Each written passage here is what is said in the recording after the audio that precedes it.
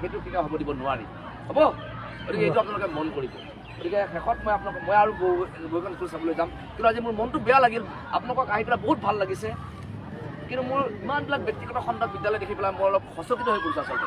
আৰু মই আহোঁতে সুধিছোঁ আমাৰ চিৰাচিক যে এইবিলাক বিদ্যালয়ৰ ইউডাইজ আছিলে, কৈছে নাই ছাৰ মই দেখিছোঁ। কাৰণ ইউডাইজ পাব লগা হ'লে এখন বিদ্যালয়ত বহুত বস্তু লাগিব, তাৰ মাটি লাগিব, তাৰ হেৰি লাগিব হ'ল, সেইবিলাক বহুত বিদ্যালয় নাই। কিন্তু যা নহওক ব্যক্তিগত খণ্ড বিদ্যালয় গঢ়ি উঠিছে, ব্যক্তিগত খণ্ড।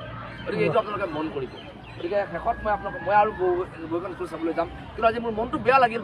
আপোনালোকক আহি পেলাই বহুত ভাল লাগিছে, কিন্তু মোৰ ইমানবিলাক ব্যক্তিগত খণ্ডত বিদ্যালয় দেখি পেলাই মই অলপ সচকিত হৈ পৰিছোঁ আচলতে।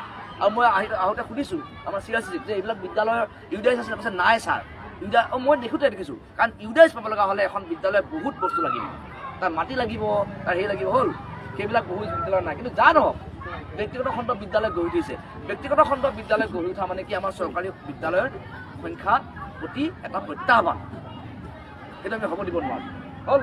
গতিকে আপোনালোকে এইখন বিদ্যালয়ৰ বিকাশৰ কাৰণে যিমান পাৰে সহযোগিতা আগবঢ়াব, ঠিক আছে।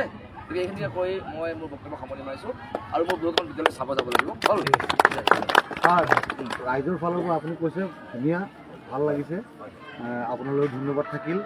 কিন্তু ধৰি লওক ছাৰ আমি আপোনাৰ হেৰি মতে আমি ধৰি লওক অলপ অপেক্ষা কৰিম, আৰু আমি ডিঅ ছাৰলৈ নাযাওঁ ছাৰ, আপুনি আমাৰ ডিঅ, আপুনি আমাৰ সকলো ছাৰ। গতিকে আমাক যাতে আমাৰ নাই ছাৰটোতো আছেই, ছাৰটোতো লগত ফুল, তেওঁ আমাৰ যে ডিঅ ছাৰে ফুল কোঅপাৰেশ্যন কৰি আছে ছাৰৰ লগত।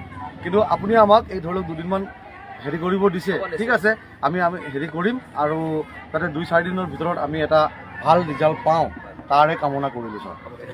ঠিক আছে।